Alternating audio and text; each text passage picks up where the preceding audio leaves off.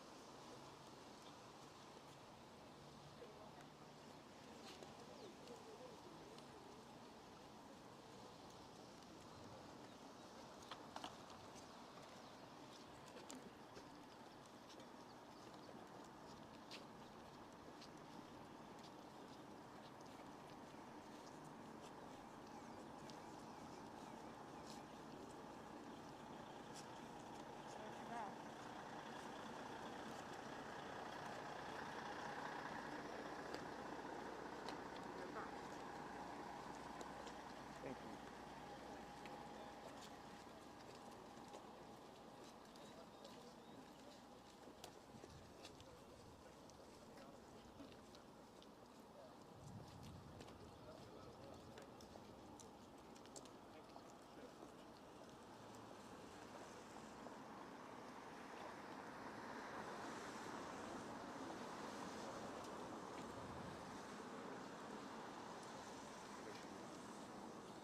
Coming behind you.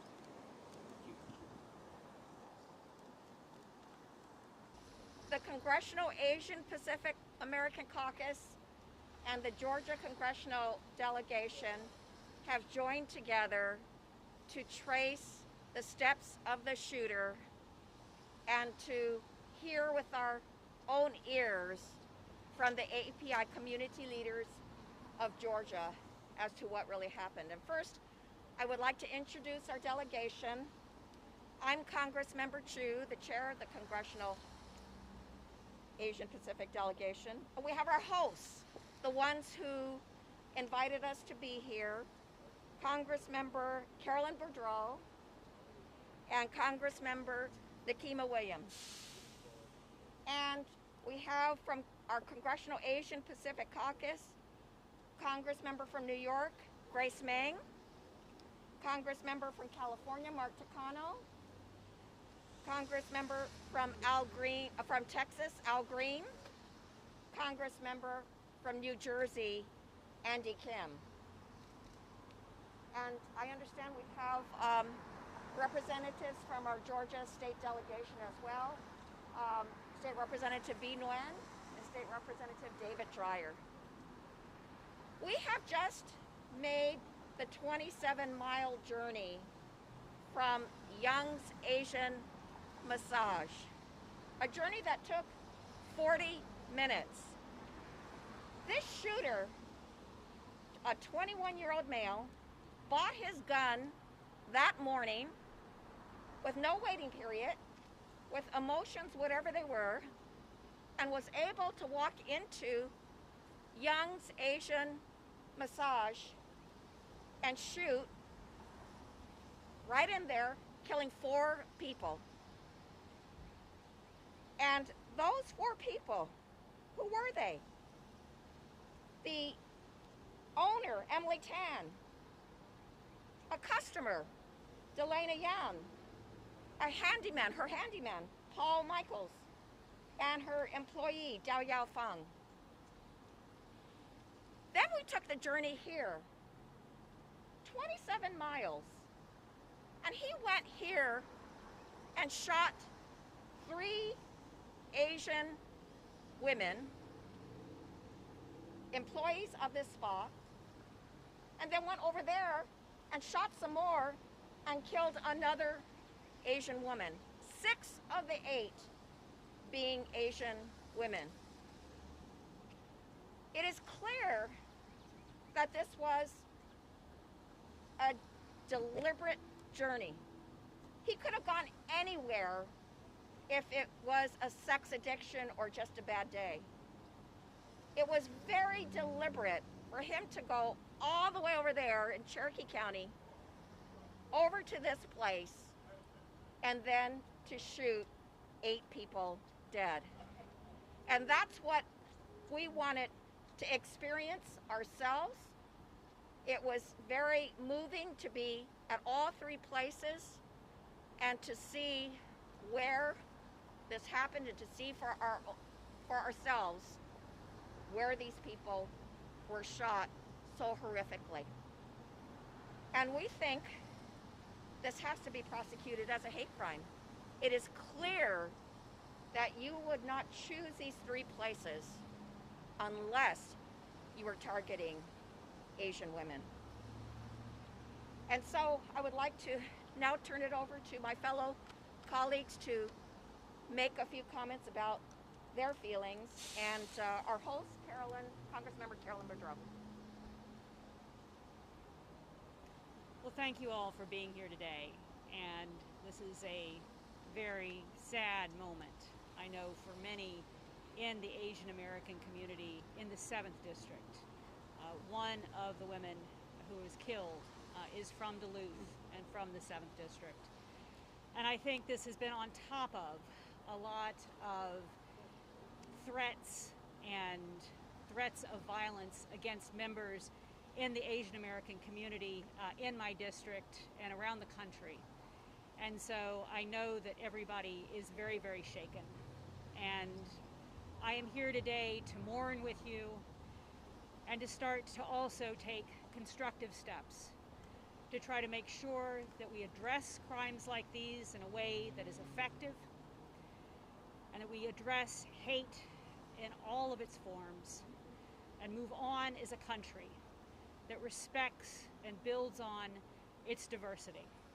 Thank you. Congressmember Nikema Williams. Good afternoon, everyone. I'm Congresswoman Nikema Williams, and you're all standing right here in the 5th Congressional District that I am proud to represent. The city of Atlanta has a saying that we're the city too busy to hate, but we have an obligation to stand up to that motto. We have an obligation to call out hate every time we see it, and we have an obligation to make sure that we prosecute these crimes to the fullest extent of the law as a hate crime, using Georgia's new hate crimes law that was just passed into law last June. I'm standing here in solidarity with my Asian American brothers and sisters because what affects one of us affects all of us. Thank you so much. Congressmember Grace Meng. Good afternoon. Thank you for being here today. I join with my colleagues today as we visited the 3 sites to lift up and honor the lives of the 8 people who were murdered, especially the 6 Asian American women whose stories and lives are just as American as anyone else. For too long in this country, we have made invisible so much of the history and contributions of Asian Americans, specifically Asian American women in this country. There are so many who are asking our community what they can do and say to help. I agree with our Congresswoman Nikema Williams in the importance of standing together and showing solidarity. And we also ask that people who want to help and show support to see us, to talk about our stories, and to share the histories of Asian American people in this country, because we are American too. Congressmember Mark Takano. I want to thank Congressman Nikema Williams and Carolyn Boudreaux. Carolyn Boudreaux, thank you for hosting the Congressional Asian Pacific American Caucus. So much has been focused on what the shooter has represented, what he has said his actions were about. But I want to tell you that having traveled that 27 miles and knowing that there were plenty of non-Asian businesses that the shooter could have worked out his demons, that his actions speak louder, if not equally as loud as what he has said. He targeted women, he targeted Asian women in a mixture of misogyny and Asian racism, sentiment against Asians. Look, I'm also, besides being AAPI, I'm also an openly gay member of Congress. And I can tell you that I've spoken to plenty of people who have said, who have represented in their words, that they bear no animus toward gay people. But yet, they work full on against same-sex unions. They act in all sorts of ways that are bigoted, but do not want to think of themselves as bigoted. And to them, I say, your actions speak louder than your words and what you think of yourself. 6 out of the 8 victims were Asian. 6 out of the 8, and 7 out of the 8 victims were women, of those who are dead. I believe this does need to be prosecuted as a hate crime. It is a difficult bar to reach. The federal government must step in.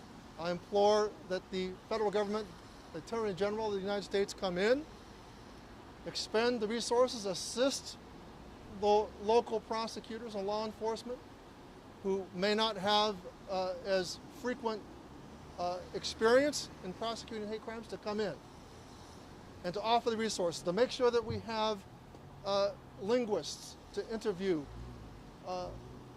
the victims' families and all witnesses in their own languages in culturally appropriate manner. So I again thank our hosts. We cannot allow the AAPI community to be gaslighted into thinking that this is not a hate crime. They see with their own eyes, and they feel what they feel, and they have been gritting their teeth for an entire year, shaped by the words of a former president who I think brought about much of the anguish that the community feels today, and they do not want to be gaslighted into thinking that this was not what it was, which was a hate crime. Congressmember Al Green. Thank you very much, Madam Chair. Let me start with this, dear friends. The chairwoman is not new to this. This is something that I have witnessed her challenge and take on since I have known her. So this is a continuation of a fight that she has been in, and I'm so grateful that you have brought us to this point, and our history so that we can address this horrific circumstance. I want to send my condolences and my sympathies to the families. They are suffering for a multiplicity of reasons, but they have to be suffering because their loved ones were just going about their lives. They were doing what one would expect people to do. They were working. They were caring for people. They weren't doing anything that was unlawful. They were just doing what we expect Americans to do. And they lost their lives to an act of cowardice.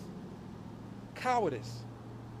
And I say cowardice because when the culprit was confronted, he surrendered. He wanted his life. Yet he was dealing in inanity, not insanity, I said, inanity, to the extent that he would take the lives of others but wanted his life. So I'm here to say to these families, you have my greatest sympathies, my condolences, and to say to the state of Georgia, if this isn't a hate crime under the law, then the law needs to change. I was a judge of a small claims justice court for a quarter of a century. I heard many cases, probable cause. If this isn't a hate crime in this state, then there's something wrong with the law. The Honorable Judy Chu made it very clear. Traversed some 27 miles to find additional victims, took out lives here, and then went across the street. What more does this person have to do for this to be a hate crime? So I'm here to say to the state, I expect this to be prosecuted as a hate crime. You may take your time, but make sure it's a hate crime. Congressmember Andy Kim.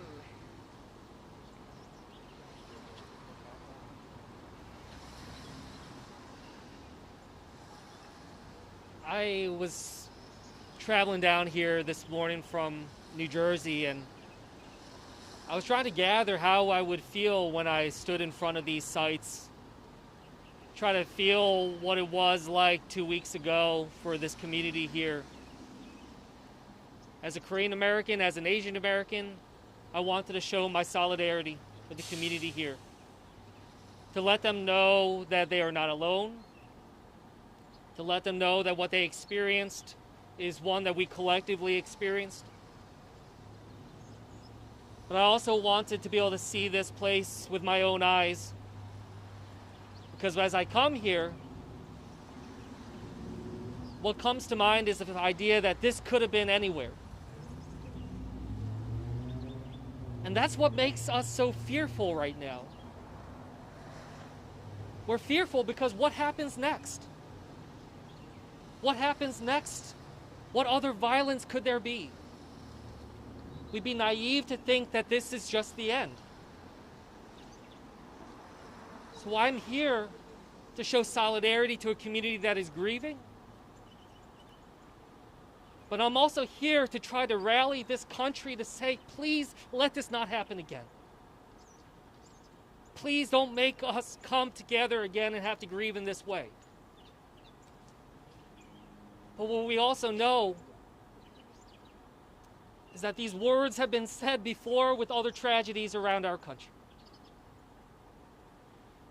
And this place behind us and across the street and 30 minutes up the road, these are now scars upon our country that join the other scars of these mass shootings and tragedies that we've seen. But we still must say that we will do everything we humanly can to be able to fix this.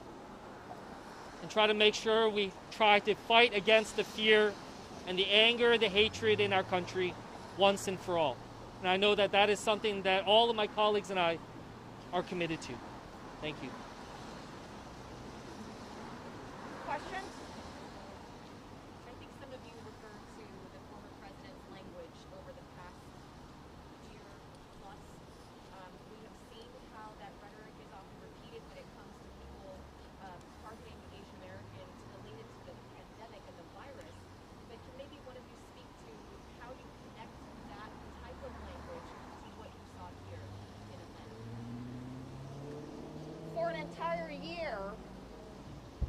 entire year, we have been battling Donald Trump's rhetoric, which called the coronavirus, the China virus, the Wuhan virus, or Kung flu, despite the fact that the CDC and the World Health Organization have said not to use such terminology because of the stigma it will cause those from certain geographical regions and those from that ethnicity.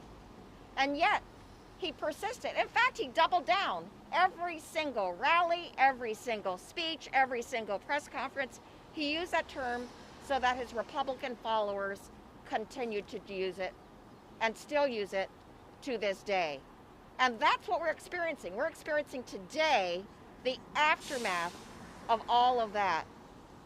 That's why this, I believe, this young shooter had this animus towards Asians and towards Asian women as a target.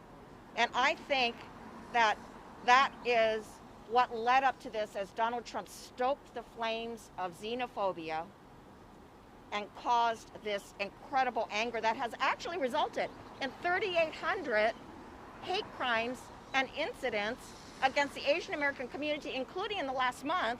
We had an 84-year-old man in San Francisco, an Asian man who was assaulted and murdered, a 91-year-old man who in Oakland, Chinatown, who was violently pushed to the ground, a 61-year-old man on a New York subway who was cut from ear to ear, requiring 100 stitches. What is causing all of that? That is the result of this kind of ugly rhetoric. And we know that it does not have to be this way. And why is that? Because President Biden changed it immediately as soon as he came around. He issued the executive order within 1 week saying that we need to condemn this anti-Asian bigotry and ordering the Department of Justice to work with the Asian community to provide solutions. So we know that when the leadership at the top is inclusive and wants to make sure that everybody has a place in America, that can change the situation so much for the better. So, Can I just add something?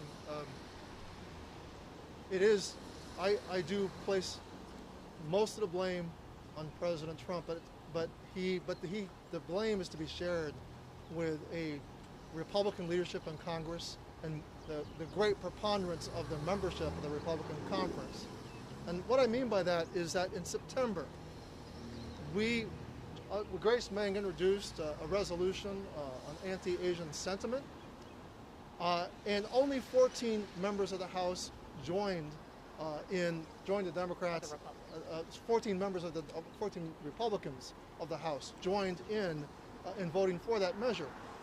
The majority leader, I remember when Majority Leader Steny Hoyer in the weekly chairman's meeting, which I'm a participant, was just flabbergasted that this was not coming to the floor under a suspension rule, meaning we suspend the rules and just vote on it. It should have been UC'd. This was, but they chose instead to cover for the president, to enable the president, to distract and deflect, and to say, what's wrong with calling it the China virus? What's wrong with all of that? It's true, it came from China. But what is the problem of how does this China virus and the word China and Kung flu, how does that reverberate on all Asian Americans? Look, my own father still bears the scars on his shins from when he was a little boy and fell into a garbage incineration pit in an internment camp. There was no good OSHA in those days to make those camps safe. A little child was incarcerated along with other 120,000 other Japanese Americans born of a generalized anti-Asian sentiment that had begun way before the war. The Chinese Exclusion Act, the Japanese Exclusion Act, the Alien Land Laws.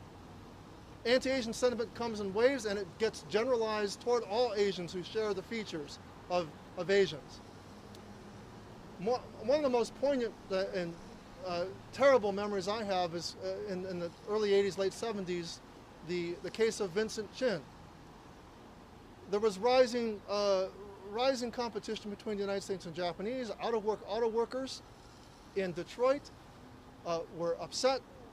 They took it out on a Chinese American who was about to be married They murdered him, and the court found them guilty of lesser charges and gave them very light sentences. And Asian life was devalued as if it didn't matter. And so what we have right now is a situation where Asian lives matter less in the eyes of many, many people. They've been made less than human because of the stigmatization that's come from the association of the virus with a particular racial group. That's the connection. And President Biden, in his executive order, acknowledged that connection, acknowledged the responsibility that top leaders had in creating this generalized anti-Asian sentiment. And we believe this is what, I believe this is what has led to moments like this. Okay, Carolyn Boudreau, and how much more time do we have? We will have to wrap it up to make our next appointment. Okay, We so, have another. Can we hear from Woman B? Yeah, please, And please. David as well? oh,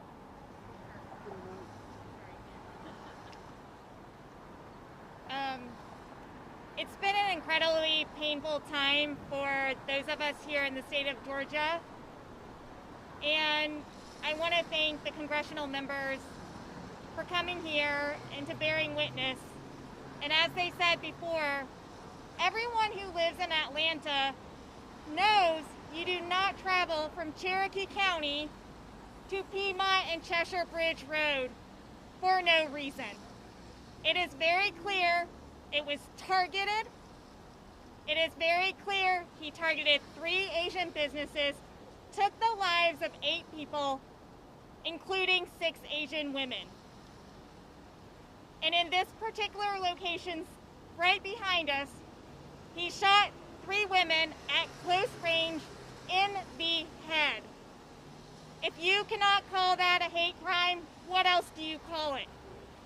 Under the hate crimes law passed by our legislative body that stemmed from the killing of Ahmaud Arbery, when 3 white men chased down a black man running in his neighborhood. That is why we have a hate crimes on the book. Do you think any of those 3 men would say, yeah, I killed Ahmaud Arbery because he was black? But we know the truth. Under the hate crimes law that was passed, there are gender and sex protections. So what we're looking at is a crime, a gruesome crime, an act of violence that is not just race-based, it is gender-based, it is the intersection of racism, xenophobia, misogyny, and gender-based violence. And we will not be quiet or silent on this. We will continue to advocate for the victims and their families. We will reject the notion that any of the victims should be blamed. They were mothers, grandmothers, they leave behind grieving families, a grieving community, and we are going to seek justice for them. Thank you. okay, we have to end the press conference, but we will have a press conference at the end of the day in which we, after we've met with all the AAPI community leaders, to sum up what we have learned here in Georgia. So, see you then. And just in case you guys don't know, the press conference is scheduled